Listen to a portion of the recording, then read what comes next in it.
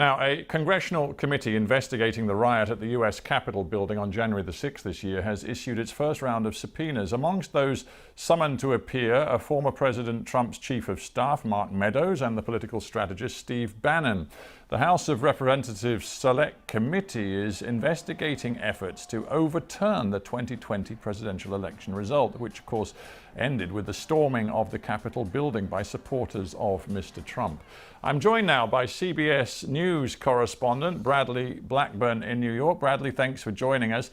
First of all, tell me a little bit more about the four key figures who've been subpoenaed.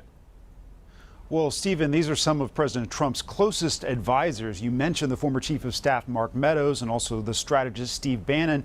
But also included on this list are the former deputy chief of staff for communications, Dan Scavino, and a Defense Department official, Kashya Patel. Now, all of these men are described as some of his most loyal aides, and the committee says they believe they may have relevant information about the lead up to the insurrection, Stephen. Is this about both getting them there in person and also getting documentation and communication records from them? What exactly does this investigation committee want? That's right. It wants them to produce documents and to appear at depositions starting in mid-October. This committee has already been pouring through thousands of pages of documents that it received in August from the government and also from social media companies. So now they're going to start this interview process. They are interested in Bannon, for instance, because he was apparently urging President Trump to focus on January 6th and had made predictions about what might happen that day. Meadows was with Trump on that day. So all of these men have different perspectives on the events of January 6th and what led up to it.